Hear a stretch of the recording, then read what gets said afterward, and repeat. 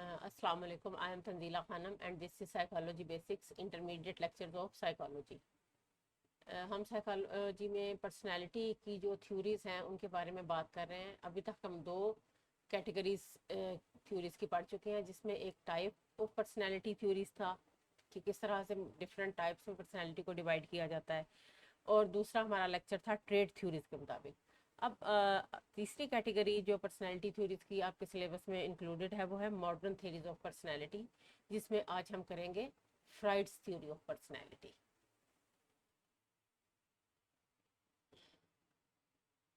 ये बहुत ज़्यादा इम्पोर्टेंट है आपके एग्जाम पॉइंट ऑफ व्यू से भी और साइकोलॉजी के जो स्टूडेंट होने की हैसियत से भी। और उसके अलावा हमारी आम लाइफ में भी अगर पर्सनालिटी को कुछ लोग जो है वो स्टडी करना चाहते हैं और उसमें इंटरेस्ट शो करते हैं, तो उनके लिए भी ये फ्राइड की जो थ्योरी है ये बड़ी इंटरेस्टिंग उनको लगेगी। इसको हम साइकोडायनेमिक थ्योरी भी कहते हैं। ये आपके शॉर्ट क्वेश्चन में या कहीं भी आपसे पूछ सकते हैं कि क्या नाम है फ्राइड की थ्योरी का, तो ये साइकोडायनेमिक थ्योरी। और फ्राइड का पूरा नाम है Sigmund Freud. Fried basically doctor था और उसने अपने जो पेशेंट्स हैं उनके ऊपर अपनी सारी रिसर्चेस करने के बाद ये थ्योरी पेश की, और उसकी थ्योरी में जो मेन इम्पोर्टेंस जो दी गई थी, उसने मेन इम्पोर्टेंस दी थी अनकॉन्शियस को। आपको मैंने पहले पढ़ाया था ना कि जो हमारा माइंड है उसके तीन पार्ट्स हैं, कॉन्शियस, सब कॉन्शियस और अनकॉन्शियस। कॉन्शियस वो है जिससे हम इस वक्त अवेयर हैं, सब कॉन्शियस वो है जो कॉन्शियस में से चीज़ें थोड़ी सी पीछे चली जाती हैं तो वो सब कॉन्शियस बन जाता है। जैसे आपने सुबह आज क्या नाश्ता किया था वो आपके सब कॉन्शियस में है। इस वक्त आप मेरा लेक्चर ले रहे हैं, ये कॉन्शियस में है। अभी मैंने जो बात की इससे दो दो जुमले पहले जो बात थी वो आपके सब कॉन्शियस में जा चुकी है। लेकिन अनकॉन्शियस वो चीज़ें हैं जो कि आपके जहन के अंदर बहुत पुरानी जाके महफूज हो चुकी हैं, स्टोर हो चुकी हैं, जो इस वक्त आपको नहीं पता। और कुछ चीज़ें ऐसी होती हैं कि जिनको बहुत कोशिश के बाद भी आप अपने जहन में दोबारा से नहीं ला सकते। तो फ्राइड ने उसके लिए और फ्राइड के मुताबिक ये जो अनकॉन्शियस में फिर चीज़ें चली जाती हैं जो बरी हो जाती हैं वहाँ पे या रिप्रेस हो जाती हैं, इसके लिए वो वर्ड यूज़ करता है रिप्रेशन का, कि कोई जो रिप्रेस्ड चीज़ें वहाँ पे मौजूद होती हैं वो हमारी थॉट्स होती हैं या मेमोरीज होती हैं या कोई भी ऐसी चीज़ें जो कि एम्बेरसिंग होंगी या हमारे लिए पेनफुल होंगी या अनप्लेजेंट होंगी, उनको जो ह्यूमन माइंड है अनकॉन्शियस में बरी कर देता है, तो उनको वो रिप्रेस्ड थॉट का नाम देता है। और वो कहता है कि हमारी जितनी एंग्जाइटी और हमारे जो मेंटल डिसऑर्डर्स हैं वो इन रिप्रेस्ड थॉट्स की वजह से सामने आते हैं। तो इसलिए उसने जो इन थॉट्स को जब तक हम अपने कॉन्शियस में नहीं लाएंगे तब तक हम उन मेंटल प्रॉब्लम्स का हल नहीं निकाल सकते। तो इसके लिए उसने जो टेक्निक यूज़ की उसको साइको एनालिसिस का उसने नाम दिया, कि किस तरह से एक इंडिविजुअल के या एक पेशेंट के आप माइंड के जो अनकॉन्शियस वाले पार्ट है उसको आप एक्सप्लोर करते हैं, प्रोब करते हैं, और उन चीज़ों को फिर आप कॉन्शियस में ला के उनका इलाज करते हैं। तो इस साइको एनालिसिस जो उसने अपने पेशेंट्स का किया उसकी बेस पे उसने ये थ्योरी दी, जिसको उसने साइकोडायनामिक थ्योरी का नाम दिया। इस थ्योरी के अंदर जो फ्राइड है वो पर्सनैलिटी को तीन सिस्टम्स के अंदर जो है वो बयान करता है, कि थ्री सिस्टम्स ऑफ पर्सनैलिटी। वो क्या क्या है उनको हम वन बाय वन जो है वो डिटेल में पढ़ेंगे। सबसे पहले फ्राइड बात करता है स्ट्रक्चर ऑफ पर्सनैलिटी, कि पर्सनैलिटी जो है वो किस चीज़ से मिलके बनती है, किसी भी इंसान की, किसी भी इंडिविजुअल की। और ये सिर्फ उसने पेशेंट्स पे तो काम किया, लेकिन उसके साथ साथ उसकी जो थ्योरी थी वो कहता है चाहे कोई इंसान नॉर्मल है चाहे नहीं है, चाहे सेहतमंद है, उसकी पर्सनैलिटी के यही यही स्ट्रक्चर है और यही हिस्से हैं। और फिर इसी तरह उसने डेवलपमेंट में भी यही बात की कि डेवलपमेंटल कुछ स्टेजेस होती हैं जिसकी बेस पे पर्सनैलिटी जो है वो ग्रो करते करते एक अपना पूरा मेच्योरिटी को पहुंचती है। और तीसरी चीज़ जो कि जिस सिस्टम को हम पढ़ेंगे इसकी पर्सनैलिटी की थ्योरी में वो है डायनामिक्स ऑफ पर्सनैलिटी। तो अब वन बाय वन हम इसको गो थ्रू करते हैं। फ्राइड के कॉन्शियस, सब कॉन्शियस और अनकॉन्शियस या प्री कॉन्शियस को हम इस तरह से भी देख सकते हैं। फ्राइड की थ्योरी को बहुत से लोग आइसबर्ग थ्योरी, आइसबर्ग आपको पता है ना समुंदर के अंदर होता है, ये देखिए ये सारा समझ लें कि यहाँ तक ये समुंदर की ये सरफेस है और बाकी जो जितनी भी इंसान का माइंड का ये वाला हिस्सा है ये सारा सरफेस से नीचे है। उसकी जो ऊपर वाली सरफेस है उसमें सिर्फ ये इतनी सी चीज़ जो है माइंड की वो मौजूद है, जिसमें थॉट्स हैं, परसेप्शंस हैं, जो हम सेंसरी एक्सपीरियंसेस कर रहे हैं, अपने एनवायरनमेंट से इंफॉर्मेशन ले रहे हैं। तो वो हमारी सोचें और हमारा जो परसेप्शन है वो सिर्फ ये इतना छोटा सा हिस्सा हमारे माइंड का जो इस चीज़ों को डील करता है। उसके बाद बाकी सारा ये जो सरफेस से नीचे है, जिसमें हम प्री कॉन्शियस या सबकॉन्शियस और अनकॉन्शियस लेवल आता है। इसमें देखें उसने मुख्तलिफ चीज़ें बताई हैं, जैसे मेमोरीज हैं, आपने जो नॉलेज स्टोर किया हुआ है, फिर इंसान के फियर्स हैं, उसके डिफरेंट किस्म के डाउट्स हैं, फिर सेल्फिश मोटिव्स। मैंने आपको बताया था ना कि कुछ चीज़ें जो अनएक्सेप्टेबल होती हैं या एम्बेरसिंग होती हैं या पेनफुल होती हैं, या अग्रेशन है जिस तरह से कि उसको सोशली इतना लाइक नहीं किया जाता, तो ये चीज़ें जो है ये यहाँ पे इंसान भरी कर देता है, उनको रिप्रेस कर देता है ताकि वो चीज़ें उसको परेशान ना करें। फिर सोशली अनएक्सेप्टेबल डिज़ायर्स हैं कि जिनको भी इंसान जो है वो दूसरों के सामने ओन करने से घबराता है, तो उसको दबा देता है। तो ये चीज़ें अनकॉन्शियस में चली जाती हैं। तो इस तरह से फ्राइड की जो कॉन्शियस, प्री कॉन्शियस या सब कॉन्शियस और अनकॉन्शियस लेवल वाली थ्योरी, जिसको आइसबर्ग थ्योरी कहते हैं, कि सिर्फ इसका ये छोटा सा हिस्सा जो कि हमारे फ्रंट या कॉन्शियस के अंदर काम कर रहा है वो ऊपर मौजूद होता है, और बाकी का सारा हिस्सा जो है वो हमारे माइंड का वो सरफेस से नीचे है। स्ट्रक्चर ऑफ पर्सनैलिटी की अगर हम बात करें तो फ्राइड के मुताबिक पर्सनैलिटी के 3 पार्ट, यानी एक पर्सनैलिटी जो है वो 3 हिस्सों से मिलके बनती है। उसमें नंबर 1 है इड, नंबर 2 है ईगो, और नंबर 3 है सुपर ईगो। इड की अगर हम बात करें तो ये अनकॉन्शियस लेवल पे काम करती है, और ये इसका जो ऑपरेशन है या जो ये काम कर रही है ये प्लेयर प्रिंसिपल के तहत काम कर रही है। यानी ये इसका मकसद जो है वो सिर्फ और सिर्फ अपनी जो इंस्टिंक्ट्स हैं इंसान की, उनको ग्रेटिफाई करना या उनकी तस्कीन या उनकी फुलफिलमेंट है, जिसके लिए फ्राइड इस लफ्ज़ इस्तेमाल करता है ग्रेटिफिकेशन। कि ये किसी भी किस्म की जो डिज़ायर्स हैं या विशेस हैं उनकी फौरी ग्रेटिफिकेशन या फौरी तस्कीन चाहती है कि मुझे ये चीज़ चाहिए तो अभी चाहिए। और ये इसके अंदर इनसेटिएबल इंस्टिंक्ट्स का मतलब है कि ऐसी ख्वाहिशात जो कभी पूरी भी ना हो, जैसे कहते हैं ना हज़ारों ख्वाहिशें ऐसी कि हर ख्वाहिश पे दम निकले। ज़ाहिर है एक ख्वाहिश पूरी होती है तो दूसरी सामने आ जाती है, दूसरी होती है तो तीसरी सामने आ जाती है। तो प्लेयर ओरिएंटेड होती है, प्लेयर प्रिंसिपल के तहत काम करती है, और जो है वो उसमें अपनी कोई भी इस चीज़ को नहीं देखती कि ये तरीका ठीक है या गलत है। उसने उसको बस सिर्फ ये चाहिए कि मैंने ये जो ख्वाहिश किया मुझे फ़ौरन मिल जाए। तो फ्राइड के मुताबिक जो बर्थ है ना, या वो छोटे बच्चे जो हैं उनमें जो ये इड है वो सबसे ज़्यादा मौजूद होती है, बाकी दोनों हिस्से जो हैं वो बाद में डेवलप होते हैं पर्सनैलिटी के। तो बिल्कुल जो प्रेजेंट एट बर्थ होती है, और बहुत छोटे बच्चों में ये पाई जाती है, बड़ों में भी पाई जाती है, लेकिन जाहिर है उसमें जो कि पर्सनैलिटी के दूसरे हिस्से जो हैं वो उस वक्त तक डेवलप हो चुके होते हैं, तो इनके अंदर फिर बैलेंस पैदा हो जाता है। अच्छा, अब इसकी मिसाल इस तरह से मैं आपको दूं कि जैसे रात का वक्त है, आधी रात का वक्त है, बाहर मौसम भी ख़राब है, लेकिन एक बच्चा है उसका दिल चाह रहा है कि मैंने आइसक्रीम खानी है।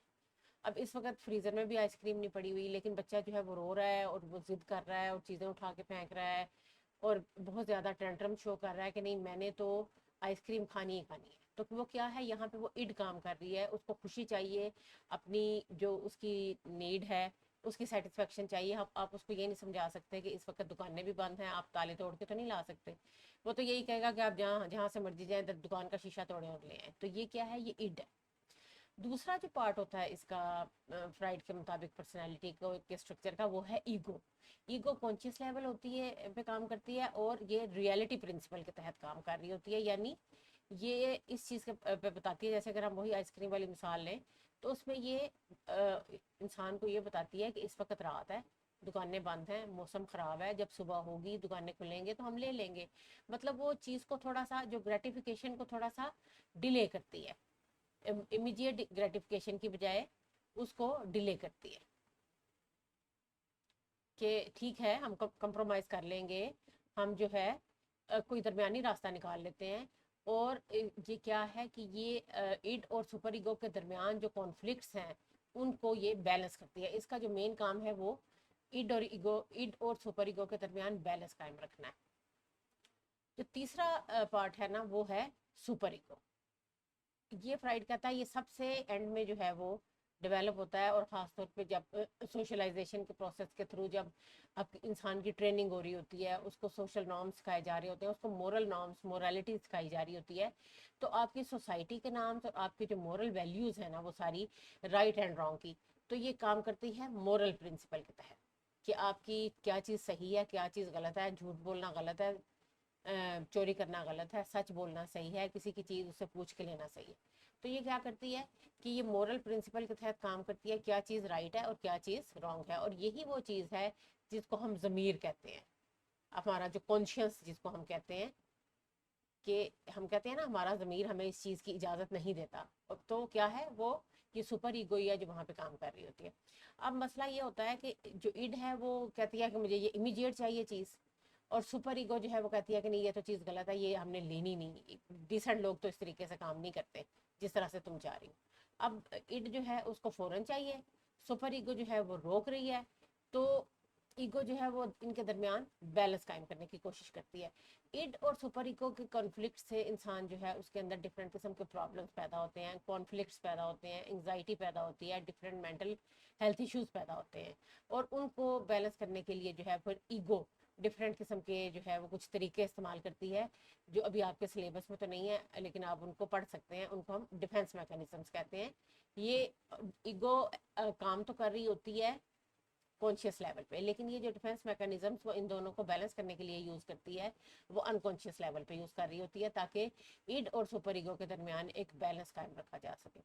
अच्छा, ये डिफेंस मैकेनिज्म जो अनकॉन्शियस होती हैं, अगर इनको कुछ अर्से के लिए यूज़ किया जाए ना, फॉर द टाइम बिंग अपने मसाइल को हल करने के लिए या एंगजाइटी को दूर करने के लिए, तो ये ठीक काम करती हैं। लेकिन अगर इंसान बहुत ज़्यादा टाइम, बहुत for a long period of time in पर रिलाई करे, तो फिर इंसान की जो शख्सियत है वो, उसकी डेवलपमेंट प्रॉपर और नॉर्मल तरीके से नहीं होती। ये देखें, ये मैं आपको फिगर की मदद से भी आपको मैं दिखा रही हूँ कि किस तरह से इट जो है वो कहती है I want to do that now, इसका जो मेन फोकस है वो किस पे है, नाउ, मुझे फौरन इमीडिएटली मुझे एक चीज़ चाहिए तो अभी चाहिए। सुपर ईगो कहती है नहीं, it's not right to do that, वो राइट एंड रॉन्ग को बीच में ले आती है कि नहीं ये तो ठीक ही नहीं है, ये बात ठीक नहीं है ये करना। अब इन दोनों के दरमियान जो है वो, यानी ये अग्रेसिव या इम्पल्सिव जो उसकी या प्लेयर सीकिंग ड्राइव्स है इड की, और ये मोरल कंट्रोल है सुपर ईगो का, तो इनके दरमियान जो बैलेंस है वो अब अच्छा, ईगो से मुराद आपने वो ईगो नहीं लेनी जो हम कहते हैं फलां में तो बड़ी ईगो है, फलां में तो बड़ी अना है, ये वो वाली ईगो नहीं है। ईगो का मतलब है कि एक सेल्फ कंट्रोल, एक आपका रियलिटी चेक जो आपकी पर्सनैलिटी के अंदर मौजूद है। तो ये कह रही है maybe we can compromise, यानी ये थोड़ा सा डिले कर लेती है कि ठीक है हम कोई एक बेहतर तरीका, कोई दरमियानी रास्ता निकाल लेते हैं कि इसको करने का, अगर ये तरीका ठीक नहीं है इस ख्वाहिश को पूरा करने का, तो हम किसी और तरीके से कर लेंगे, या हम इस ख्वाहिश को किसी और तरीके से किसी और फॉर्म में जो है वो पूरा कर लेंगे। तो इस तरह से ईगो का काम जो है वो इड और सुपर ईगो के दरमियान बैलेंस कायम रखना है ताकि एक हेल्दी पर्सनैलिटी जो है वो डेवलप हो सके। पर्सनैलिटी में जो दूसरा सिस्टम जो है वो फ्राइड जिसकी बात करता है वो है डेवलपमेंट ऑफ पर्सनैलिटी, और फ्राइड के मुताबिक पर्सनैलिटी की जो डेवलपमेंट है वो स्टेजेस में होती है, जिसको वो साइकोसेक्सुअल स्टेजेस ऑफ डेवलपमेंट कहता है। ये आपके एमसीक्यू में या शॉर्ट क्वेश्चन में आ सकता है, साइकोसेक्सुअल स्टेजेस ऑफ डेवलपमेंट। अच्छा, आपको एक बात बता दूं कि इसकी जो इसने स्टेजेस दी हुई हैं, इसने उसके साथ एज रेंज भी दी हुई है, लेकिन बुक्स में या डिफरेंट जगहों पे एज रेंज को बयान करने का तरीका थोड़ा सा डिफरेंट होता है, तो आप उसमें कंफ्यूज हो सकते हैं। जैसे ओरल है 0 to 1, और एनल यहाँ पे लिखी हुई है 1 to 3, यानी जब बच्चा 1 साल का हो जाता है तो दूसरे और तीसरे साल की जो स्टेज है फ्राइड के मुताबिक वो एनल स्टेज है। कुछ बुक्स में 2 to 3 लिखा हुआ है, यानी the second and third year of life. फिर इसी तरह फैलिक में भी यही है कि कुछ में 3 to 5 लिख के आगे फिर लेटेंसी में 6 to प्यूबर्टी लिखा हुआ है। तो आप इसको देख लें कि आपने इसको किस तरीके से लिखना है। पहले साल की उम्र तक ओरल स्टेज रहती है, फिर उसके बाद तीसरे साल की, जब तक तीसरा साल खत्म होता है तो एनल स्टेज आ जाती है, उसके बाद तीसरे से छठे तक फैलिक रहती है, और छठे साल के बाद प्यूबर्टी शुरू हो जाती है। प्यूबर्टी यानी एडोलेसेंस, या जिसको हम टीन एज कहते हैं। तो इसलिए इसमें आपने घबराना नहीं है, परेशान नहीं होना, आपने बस ये फोकस करना है कि पहले साल की उम्र तक जो है वो ओरल स्टेज है, जब वो पहले साल में से निकल जाता है तो दूसरा और तीसरा साल जो है वो एनल स्टेज आती है। ये आपकी दोनों बुक्स में थोड़ी सी कन्फ्यूजन थी, तो इसलिए मैंने कहा मैं आपको तो थोड़ा सा क्लियर कर दूं। अगर आप गूगल पे भी निकालते हैं ना, तो उसमें भी हर टेबल में थोड़ा सिर्फ लिखने का तरीका डिफरेंट है, बाकी एज रेंज वही है जो फ्राइड ने बताई है। अच्छा, सबसे पहले जो स्टेज है इसकी, वो है ओरल स्टेज। ओरल, आपको पता है ना, मुंह के बारे में जो भी चीज़ हो, आप ये भी देखते हैं ओरल एग्जाम है, ओरल मेडिसिन है, तो ओरल माउथ से रिलेटेड जो भी चीज़ है, तो इसमें उसने ये भी बताया हुआ है कि इसमें कौन कौन से एक्शंस और कौन कौन सी एक्टिविटीज़ हैं जो बच्चा करता है। इसमें जो फोकस है ना, वो ओरल एक्टिविटीज़ पे है। ओरल एक्टिविटी बच्चे की कौन कौन सी होती है? सक करना, चीज़ों को टेस्ट करना, दूध पीना, कोई भी चीज़ उसको देते हैं तो उसको अपने मुंह के अंदर लेके जाता है। आपने देखा होगा ना, छोटे बच्चे को 1 साल की उम्र तक कोई भी चीज़ हो, तो जब वो ग्रिप करना शुरू कर देता है तो पकड़ के मुंह में लेके जाता है। इवन कि अपने उंगलियों को, अपने पाँव की उंगलियों को भी पकड़ पकड़ के वो मुंह में डालता है। अच्छा, अब फ्राइड ने एक और बात जो इसमें की, ये यहाँ पे, कि ये जो स्टेजेस हैं, इससे हर इंसान वन बाय वन गुजरता है। पहले ओरल से गुजरेगा, फिर एनल से गुजरेगा, फिर फैलिक से गुजरेगा, इस तरह करके वन बाय वन उसकी पर्सनैलिटी डेवलप होती जाएगी। लेकिन उसने कहा कि कुछ प्रॉब्लम अगर एक स्टेज पे हो जाए इंसान को, तो वो फिर प्रॉब्लम उस स्टेज तक जो है वो महदूद नहीं रहता, उस स्टेज तक लिमिटेड नहीं रहता, बल्कि उसकी लेटर डेवलपमेंट पे भी वो असरअंदाज होता है। इसके लिए उसने वर्ड इस्तेमाल किया है फिक्सेशन। फिक्सेशन यानी अगर किसी भी स्टेज पे कोई प्रॉब्लम हो जाती है, अब वो प्रॉब्लम की रीज़न भी फ्राइड ने बताई है। वो कहता है अंडर ग्रेटिफिकेशन, यानी किसी भी इंडिविजुअल की या बच्चे की जो नीड्स हैं उस स्पेसिफिक स्टेज की, अगर उनकी अंडर ग्रेटिफिकेशन यानी वो पूरी नहीं हो पा रही, सेटिस्फाई नहीं हो पा रही, या फिर बहुत ही ज़्यादा सेटिस्फाई हो गई हैं, ओवर ग्रेटिफिकेशन। आपको याद होगा मैंने ईड में भी आपके लिए ग्रेटिफिकेशन का वर्ड इस्तेमाल किया था। तो फ्राइड जो है ये वाला वर्ड यूज, ग्रेटिफिकेशन का मतलब होता है सेटिस्फेक्शन। अब मिसाल आपको मैं ओरल स्टेज की इस तरह से देती हूँ कि अंडर ग्रेटिफिकेशन ये है कि आपने देखा होगा कि कुछ माएँ जो हैं वो, जब बच्चा दूध मांगता है उसको देती जाती हैं, देती जाती हैं, देती जाती हैं। मैंने खुद इस तरह से अपने इर्द गिर्द में कुछ बच्चे देखे हैं कि बच्चा फीडर पी रहा है और मुंह में से दूध बाहर निकल रहा है, तो फिर भी माँ जबरदस्ती ठूसती जा रही है, उसको पिलाती जा रही है। वो आएगी ओवर ग्रेटिफिकेशन। ये एक हमारी सोसाइटी की सोच है कि हमारा बच्चा मोटा ताज़ा होना चाहिए, बस उसको ज़्यादा खिला पिला दें, ज़्यादा दूध पिला दें तो उसकी सेहत अच्छी होगी। तो इस चक्कर में हम बच्चों की सेहत भी खराब कर देते हैं। तो क्या है, हम उसको ओवर ग्रेटिफाई कर रहे हैं, जितनी उसको ज़रूरत नहीं है हम उसको उतना दे रहे हैं। फिर अंडर ग्रेटिफिकेशन में वो आ जाता है कि बच्चे को जो है वो आपने पूछना ही नहीं है, बच्चा रोता है, उसको भूख लग रही है, 2-2 3-3 घंटे आपने उसको छोड़ दिया है। कुछ माएँ ऐसी हैं, कुछ मजबूरी की वजह से कोई काम में बिजी होती हैं, उनकी मजबूरी है, नौकरी कर रही हैं, बच्चे को नहीं देख पा रही, या फिर समटाइम कुछ लोग ऐसे होते हैं जिनके पास इतने रिसोर्सेज या इतना पैसा नहीं होता कि बच्चे को टाइमली जो है वो दूध पिला सकें। और क्योंकि दूध की बात इसलिए कर रही हूँ क्योंकि पहले साल की उम्र में आमतौर पर बच्चा दूध पीता है या कोई नरम ग़िज़ा 6 महीने के बाद खाता है। तो या तो उसकी वो भूख जो ओरल जो उसको चाहिए चीज़ें वो उसकी पूरी नहीं हो रही, या फिर बहुत ही ज़्यादा उसको मिल गया है। तो फ्राइड के मुताबिक ये चीज़ वहाँ पे प्रॉब्लम पैदा करेगी, और इस प्रॉब्लम को वो फिक्सेशन कहता है। वो कहता है जिस एज में, जिस स्टेज पे प्रॉब्लम होगी, बच्चा वहाँ पे उसी स्टेज पे फिक्सेट हो जाएगा। और जब वो फिक्सेट हो जाएगा तो वो फिर डिफरेंट किस्म की मेंटल प्रॉब्लम्स की सूरत में वो चीज़ें ज़ाहिर होंगी। अब अगर जो ओरल स्टेज के ऊपर उसकी फिक्सेशन है, क्योंकि ओरल स्टेज का फोकस जो है वो माउथ है, ठीक है, जो माउथ है वो इसका फोकस है। बच्चे ने जो भी एक्टिविटीज माउथ के जरिए करनी है वो स्टेज में उसको प्लेयर देती हैं। क्योंकि इड भी हमने बात की ना कि इड का जो छोटे बच्चे होते हैं उनमें सिर्फ इड मौजूद होती है अभी, बाकी चीज़ें आहिस्ता आहिस्ता डेवलप होती हैं। तो माउथ के जरिए उसने प्लेयर लेनी है। अगर उसकी ये फिक्सेशन हो जाती है तो वो फ्राइड के मुताबिक आगे जाके किस चीज़ में शो होगी? एडिक्शन पे, स्मोकिंग, सिगरेट बहुत ज़्यादा पीना, और जो है वो बहुत ज़्यादा खाना, या इसके अलावा ऐसे लोग फ्राइड के मुताबिक बहुत ज़्यादा टॉकेटिव भी हो सकते हैं, ठीक है। ऐसे लोग जो है च्युइंगम बहुत ज़्यादा खाते हैं। अब इसका ये मतलब नहीं है कि आपने कोई भी इंसान च्युइंगम ज़्यादा खाए तो आप उसको कह दें जाके कि तुम तो ओरली फिक्सेटेड हो इसलिए तुम च्युइंगम खा रहे हो। तो आपको पहले भी बताया था कि या कोई बंदा सिगरेट पी रहा है बहुत ज़्यादा, तो आप उसको जा कहेंगे तुम्हारी तो फिक्सेशन हुई हुई है ओरल स्टेज पे। तो हम जो थ्योरी पढ़ते हैं ना, वो एक इंसान की सोच होती है, एक इंसान की रिसर्च बेस्ड एक समझ लें कि उसका नज़रिया होता है, जो उसने कुछ लोगों के ऊपर रिसर्च करके निकाला होता है। वो हम उसको ओवरऑल उस तरह से जनरलाइज करके दूसरों को लेबल नहीं कर सकते। जनरलाइज नो डाउट थ्योरीज होती हैं, लेकिन हम उसकी मदद से लेबल नहीं कर पाते, क्योंकि हर इंसान के हालात मुख्तलिफ हैं। हमें नहीं पता कि वो अगर इंसान इस तरह का बिहेवियर शो कर रहा है तो क्यों कर रहा है। तो जब तक हमें उसकी रीज़न पता ना हो तो आपने जाके किसी को लेबल नहीं करना होता। आप साइकोलॉजी के स्टूडेंट हैं तो ये चीज़ आपको, इस चीज़ का के लिए आपको बहुत ज़्यादा केयरफुल होना चाहिए। अच्छा, अब हम आ जाते हैं दूसरी स्टेज की तरफ। दूसरी स्टेज जो है वो है एनल स्टेज।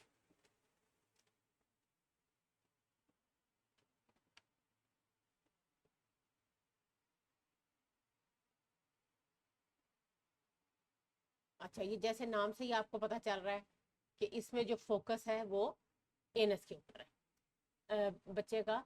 और यहाँ पे उसका जो काम है या जो उसकी मेन जो इस का माइलस्टोन है इस स्टेज का, वो टॉयलेट ट्रेनिंग है। और ये उम्र के दूसरे और तीसरे साल में होती है, यानी 1 to 3 years। और यहाँ पे बच्चे का जो फोकस है वो ये है कि वो अपने बाउल और ब्लैडर को कंट्रोल कर सकता है या नहीं कर सकता, क्योंकि पहले साल की उम्र में तो बच्चे के अंदर ये एबिलिटी नहीं ना होती। उसके तो ये वाले मसल्स ही, जो एनस के मसल्स हैं, अभी इतने स्ट्रॉन्ग नहीं होते। वो तो खुद बहुत बाउल और ब्लैडर भरता है और खाली हो जाता है, ऑटोमेटिक प्रोसीजर होता है। इस एज में जो है वो बच्चे को थोड़ा सा कंट्रोल मिलता है। और यहाँ पे भी फ्राइड कहता है कि अगर बहुत ज़्यादा एक्सेसिवली जो है वो आप उसको एक्सेसिवली हार्श ट्रेनिंग करेंगे। अच्छा, ये भी आप अपनी फैमिली में, अब आप ये पढ़ रहे हैं ना, तो आपने देखना है कि कुछ माएँ होती हैं वो बच्चों को बस जो छोटा बच्चों का पॉट होता है ना, उस पर बिठा देती हैं, वहीं पे उसे बिठा के खाना खिला रही हैं, वहीं पे उसको खिलौने दिए हुए हैं, वहीं बैठा हुआ है, किस इंतजार में जिस बच्चे ने पोटी करनी है। तो इस वजह से अब कुछ ऐसी होती हैं कि वो एक्सट्रीमली लीनियंट होती हैं। वो कहती हैं अच्छा चलो ठीक है, कर रहा है, चलो करेगा तो कपड़े चेंज कर देंगे, या पैम्पर आजकल तो एक आसानी है। तो अगर एक्सट्रीम लीनियंसी होगी और अगर एक्सट्रीम हार्शनेस होगी, तो दोनों सूरतों में क्या होगा, फिक्सेशन अगर करेगी। तो उसमें क्या होगा कि बच्चा फिर एनल रिटेंटिव या एनल एक्सपेंसिव होगा, यानी या तो वो रोक के रखेगा अपनी पिशी बोटी को बहुत ज़्यादा, या फिर वो जगह जगह करता रहेगा। और इसके नतीजे में फिर जो डिफरेंट प्रॉब्लम सामने आते हैं, जो फ्राइड कहता है कि इस स्टेज पे जो डिफरेंट प्रॉब्लम सामने आते हैं, वो ऑब्सेसिव कंपल्सिव डिसऑर्डर, जिसको हम ओसीडी कहते हैं। तो फ्राइड के मुताबिक अगर यहाँ पे इस स्टेज पे फिक्सेशन हो जाती है, तो ऑब्सेसिव कंपल्सिव डिसऑर्डर के डेवलप होने का खतरा बहुत ज़्यादा है। ठीक है, ये बंदा एक्सट्रीमली ऑर्गेनाइज हो जाता है। आपने देखे होंगे कुछ लोग, लेकिन हम फिर वही बात है, हम उनको लेबल नहीं कर सकते। मैं आपको सिर्फ एक हैबिट बता रही हूँ कि कुछ लोग होते हैं वो एक्सट्रीमली ऑर्गेनाइज होते हैं। उनको होता है कि हमारी किताबें पढ़ी हैं तो वो भी एक किताब का एक कोना दूसरी किताब के कोने से हटा हुआ ना हो। उनकी अलमारियां एक्सट्रीमली ऑर्गेनाइज होती हैं, उनके कपड़े एक्सट्रीमली ऑर्गेनाइज होते हैं, कपड़ों पे कोई शिकन बर्दाश्त नहीं कर सकते। तो फ्राइड के मुताबिक ये जो चीज़ें हैं, ये वाले जो बिहेवियर शो हो रहे हैं, ये इसलिए हैं कि वो एनल स्टेज की फिक्सेशन जो है वो इनसे शो हो रही है। ठीक है, तो उसके बाद अब हम चलते हैं अपनी तीसरी स्टेज ऑफ साइकोसेक्सुअल डेवलपमेंट पे। अच्छा, तीसरी जो स्टेज है फ्राइड के मुताबिक वो है फेलिक स्टेज। अच्छा, इसकी जो एज है, जब बच्चा 3 साल का हो जाता है तो 3 साल से लेकर 6 साल की उम्र तक जो है वो ये एज जो है इसकी ड्यूरेशन है। और इसका जो फोकस है वो जेनिटल्स पे है। यहाँ पे ये वो एज है जहाँ पे बच्चा अपने जेनिटल से खेल के प्लेयर फील करता है। और यहाँ पे जो दोनों जेंडर्स हैं उनके दरमियान जो डिफरेंसेस है, यहाँ पे बच्चे को उसके बारे में देखने का मौका मिलता है। फ्राइड कहता है कि ये वो स्टेज होती है जिसमें पहले जो बच्चा है वो अपने सेम सेक्स जो पेरेंट है उससे उसको एनवी महसूस होती है, जो सेम सेक्स पेरेंट है, और जो अपोजिट सेक्स पेरेंट है उससे उसको अट्रैक्शन फील होती है। मिसाल के तौर पे जो बच्चियां हैं, जब वो देखती हैं कि हमारे जो फादर्स हैं जो अपोजिट सेक्स पेरेंट है वो हमारी माँ से बात कर रही हैं, तो वो इस चीज़ को लाइक नहीं करती और वो बाप को ज़्यादा इंगेज करने की कोशिश करती हैं। फिर इसी तरह जो बच्चे हैं उनको होता है कि हमारा जो बाप है वो हमारी माँ से बात क्यों कर रहा है। लड़के जो हैं उनको अपने बाप से एनवी महसूस होती है कि हमारी माँ का टाइम ले रहा है, या हमें हमें ज़्यादा टाइम चाहिए था अपनी माँ का। तो ये जो यहाँ पे जो सेम सेक्स पेरेंट्स है, इसको वो जो बच्चा है वो उसे एनवी डेवलप करता है और ऑपोजिट सेक्स पेरेंट्स जो है उसके साथ वो एक अट्रैक्शन महसूस करता है। और इसी तरह फिर बच्चे जो हैं वो हॉस्टिलिटी भी शो करते हैं अपने अपोजिट सेक्स पेरेंट की तरफ से और के लिए। और इसको फ्राइड ने जो इस टर्म दी उसका उसने इसको कहा ये ऑडिपस कॉम्प्लेक्स है कि सेम सेक्स पेरेंट्स के लिए एनवी या हॉस्टिलिटी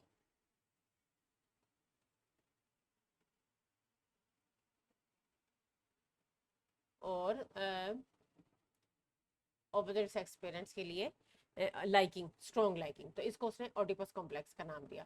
फिर उसके बाद उसने कहा कि जूं जूं बच्चा बड़ा होता जाता है तो उसकी ये जो आइडेंटिटी की कन्फ्यूजन है ये हल होती जाती है। और यहाँ पे फिर वो इस स्टेज के एंड तक वो अपने सेम सेक्स पेरेंट के साथ आइडेंटिफाई करना शुरू कर देता है। आपने देखा होगा कि जो लड़के हैं वो बाप जैसी हरकतें करते हैं, बाप जैसा बनने की कोशिश करते हैं। जैसे अगर कोई फौजी है तो उसकी टोपी बच्चा पहनेगा, या अगर किसी का बच्चा टीचर है तो वो बैठ के अच्छा मैं पेपर चेक कर रहा हूँ, अच्छा मेरे स्टूडेंट आए हुए हैं, जैसे बच्चे इमेजिनेटिव प्ले करते हैं। फिर उसके बाद लड़कियां जो है वो माँ बाप का माओ का मेकअप ले लेके वो लगा रही होती हैं, या जो है उनका दुपट्टा या शॉल जो है वो लेती हैं, या साड़ी बना बना के पहनती हैं। तो ये क्या करती हैं कि फिर यहाँ पे आइडेंटिफिकेशन हो जाती है विद सेम सेक्स पेरेंट्स, कि लड़कियां अपनी माँ की तरह एक्ट करने लग जाती हैं और लड़के जो हैं वो अपने फादर्स की तरह एक्ट करने लग जाते हैं। उसके अलावा इस स्टेज के अंदर फ्राइड कहता है, और इसको वो इंट्रोजेक्शन का नाम देता है, कि वो उनकी खसूसियात अपने अंदर पैदा करने की कोशिश करते हैं बच्चे। तो इसको इस आइडेंटिफिकेशन को उसने इंट्रोजेक्शन का नाम दिया। अच्छा, उसके बाद फ्राइड कहता है कि यहाँ ये जो स्टेज होती है ना, इसमें बच्चा अपनी ज़ात से जो है वो मोहब्बत करना भी उसके लिए, खुद को पसंद करना, उस शीशे में देखना, अपनी अपनी तारीफ करना और अपने अपनी ज़ात से मोहब्बत करने वाला जो जज्बा है वो भी इसी एज में बच्चे के अंदर जो है वो पैदा होता है। और फ्राइड के मुताबिक ये जो पहले 5 साल है ना लाइफ के, ये बहुत ज़्यादा इम्पोर्टेंट हैं। और फ्राइड के मुताबिक जो पर्सनैलिटी इन 5 सालों में बनती है वही पर्सनैलिटी जो है वो फिर आगे जाके जो है वो इंसान की शख्सियत को डिटरमिन कर रही होती है। इस स्टेज की जो फिक्सेशन है, अगर बच्चा अपने सेम सेक्स पेरेंट्स के साथ आइडेंटिफाई नहीं कर पाता तो फिर उसकी एक कंफ्यूज आइडेंटिटी की सूरत में ये फिक्सेशन जो है वो सामने आती है। फिर आगे जाके ऐसे बच्चे एक मैरिड लाइफ नहीं गुजार सकते, एक हेल्दी जो रिलेशनशिप है अपोजिट सेक्स के साथ वो बनाना इनके लिए मुश्किल हो जाता है। तो इस तरह से फ्राइड के मुताबिक ये जो 5 साल हैं ज़िंदगी के, ये बहुत ज़्यादा इम्पोर्टेंट है। फ्राइड की जो मेन एम्फोसिस है वो अनकॉन्शियस पे है और अर्ली चाइल्डहुड एक्सपीरियंसेस पे है, इसीलिए वो अर्ली 5 ईयर्स को बहुत ज़्यादा इम्पोर्टेंस देता है। अच्छा, इससे आगे आ जाती है अगली स्टेज, जो कि हम जिसको कहते हैं लेटेंसी पीरियड।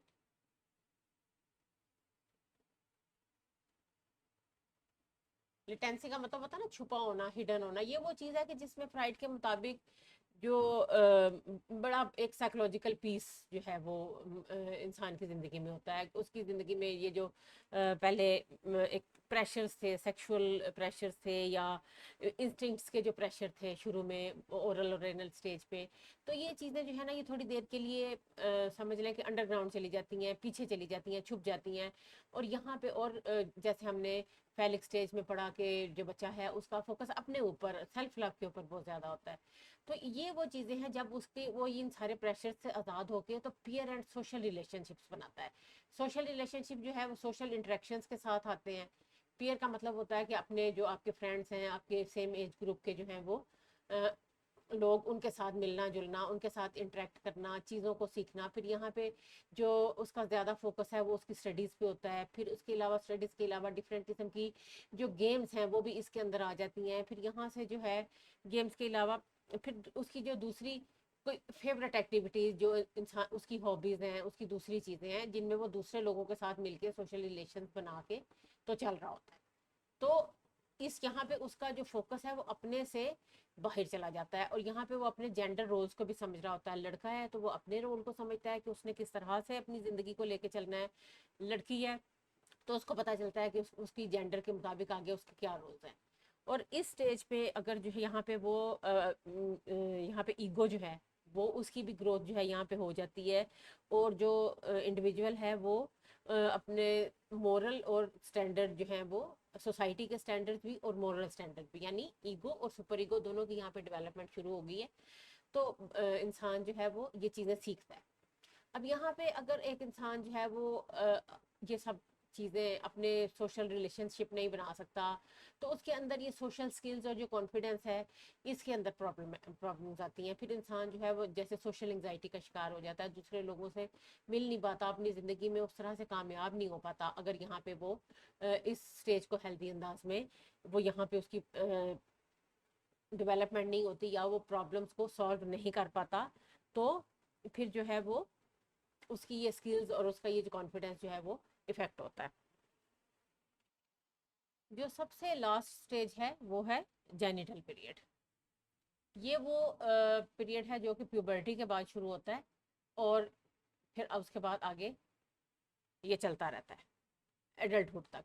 यहाँ पे जो इंसान जो है वो सोसाइटी के यहाँ पे उसकी ईगो और सुपर ईगो जो है वो फुली डेवलप हो चुकी है, मोरल प्रिंसिपल्स उसने सीख सीख ली हैं। यहाँ पे वो ये देखता है कि जो सोशली एक्सेप्टेबल अंदाज है उसके अंदर वो अपने जो इनकी इम्पल्सेस हैं या जो उसकी डिज़ायर्स हैं या जो उसकी इंस्टिक्ट्स हैं उनको वो सोशली एक्सेप्टेबल मैनर में जो है वो फुलफिल कर सकता है। ठीक है, सोसाइटी के मोरालिटी के सारे स्टैंडर्ड्स को सीख जाता है, अपनी जो अर्जिज़ हैं या अपनी जो सोशल वैल्यूज़ हैं उनके अंडर अपनी अर्जिज़ को लाना सीख जाता है, अपनी बिहेवियर्स को उनके अकॉर्डिंगली बना लेता है। फिर यहाँ पे उसके जो है वो जेंडर के अंदर जो उसका जो सेक्स के अंदर सेक्सुअल एक्टिविटी के अंदर उसका जो इंटरेस्ट था वो जब दोबारा आता है, तो यहाँ पे फिर ऑपोजिट सेक्स के अंदर जो उसका रोल है तो वो फिर मैरिज की सूरत में सामने आता है, जो कि एक लीगल और तरीका है एक समझ लें कि अपोजिट सेक्स के साथ ज़िंदगी गुजारने का। तो ये एक सारी वो चीज़ें हैं जो पहले इम्पल्सिस की सूरत में थी, इंस्टिक्ट्स की सूरत में थी, और अब उसने उनको सोशली एक्सेप्टेबल मैनर में फुलफिल करना सीख लिया है। ठीक है, और अब ये है कि अगर इसमें कोई प्रॉब्लम पिछली स्टेजेस में थी तो वही प्रॉब्लम या फिक्सेशन जो है फिर जो अर्लियर स्टेजेस पे हुई थी, क्योंकि फ्राइड के मुताबिक अर्लियर स्टेजेस ज़्यादा इंपॉर्टेंट हैं, तो फिर वही फिक्सेशन जो है वो यहाँ पे आके फिर इफेक्ट करती है। जैसे बताया कि अगर ओरल स्टेज में कोई फिक्सेशन थी तो वो भी यहाँ पे आके इफेक्ट करेगी, एनल स्टेज में कोई होगी थी, फेलिक स्टेज में कोई होगी थी फिक्सेशन, तो वो सारी फिक्सेशन या प्रॉब्लम जो है वो यहाँ पे आके फिर जो है वो शो होती हैं। और इसी के लिए फिर फ्राइड ने वो साइको एनालिसिस की अपनी थेरेपी शुरू की, कि जिनके ज़रिए वो फिर इन फिक्सेशंस को, अनकॉन्शियस फिक्सेशंस को, अनकॉन्शियस प्रॉब्लम्स को एक्सप्लोर करके तो थेरेपी जो है वो अपने पेशेंट्स की करता था। तो फ्राइड के मुताबिक ये सारी जो स्टेजेस हैं ये समझ लें कि आर्बिट्रेरी हैं, कोई बहुत हार्ड एंड फास्ट इनकी बाउंड्रीज नहीं है, ये कम भी हो सकती है, इसकी एज रेंज इससे ज़्यादा भी हो सकती है, लेकिन ये एक दूसरे को ओवरलैप भी कर सकती हैं। लेकिन फिर भी उसको जो है वो एक डेवलपमेंटल स्टेजेस में पढ़ने का हमें ये फ़ायदा होता है कि हमें चीज़ों की बहुत अच्छे से समझ आ जाती है। अच्छा, जो थर्ड सिस्टम है फ्राइड की पर्सनालिटी की थ्योरी में वो है डायनामिक्स ऑफ पर्सनालिटी।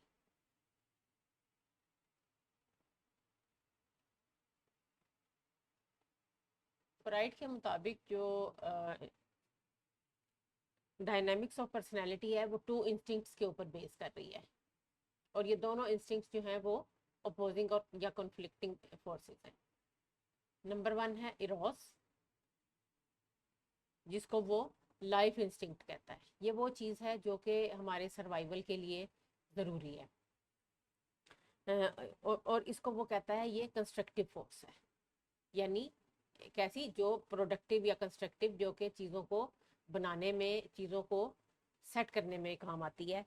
अच्छा, इसमें और ये हमारी जो लाइफ है उसको सस्टेन कर रही है, लाइफ हमारी जो लाइफ है इसी की वजह से है। इसके अंदर जो इंस्टिंक्ट्स आ जाती हैं वो हैं हंगर, यानी वो चीज़ें जो हमारे सर्वाइवल के लिए, हमारा जिंदा रहने के लिए ज़रूरी है। Hunger, thirst, sex. फ्राइड ने सेक्स की जो इम्पल्स है या सेक्स और एग्रेशन, इन दोनों के ऊपर उसने बहुत ज़्यादा जोर दिया, जिसमें से सेक्स जो है वो कहता है सर्वाइवल के लिए, स्पीशीज़ के सर्वाइवल के लिए और ह्यूमन के सर्वाइवल के लिए बहुत ज़्यादा ज़रूरी है। अच्छा, उसके बाद दूसरी जो चीज़ है वो है जो दूसरी इंस्टिंक्ट है जो डायनामिक्स ऑफ पर्सनैलिटी में फ्राइड जिसकी बात करता है वो है थैनाटोस। थैनाटोस डेथ इंस्टिंक्ट है, और जिस तरह इरोस है उसके अंदर कंस्ट्रक्टिव फोर्सेस हैं, इसके अंदर डिस्ट्रक्टिव फोर्सेस हैं, यानी ये तबाही की तरफ लेके जाती है। ये वो चीज़ें हैं जो कि इंसान को तबाही की तरफ लेके जाएंगी। और इसके अंदर जो एक बहुत इंपॉर्टेंट चीज़ है वो है अग्रेशन। अग्रेशन के ऊपर फ्राइड का बहुत सारा काम है। अच्छा, और ये कहता है कि ये अगर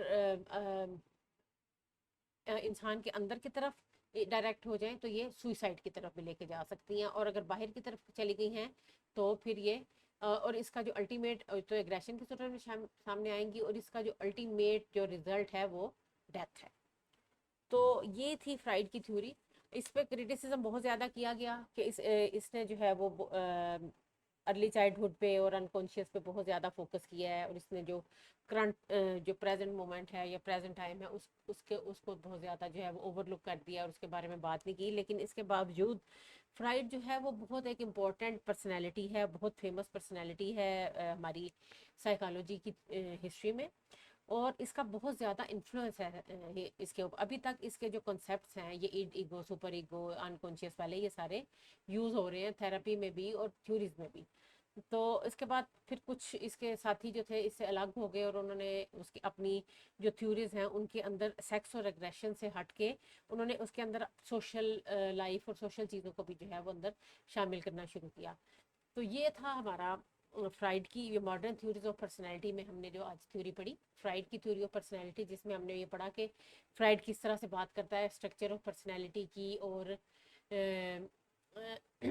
development psychosexual development of personality, फिर उसके बाद जो है वो डायनामिक्स ऑफ पर्सनैलिटी।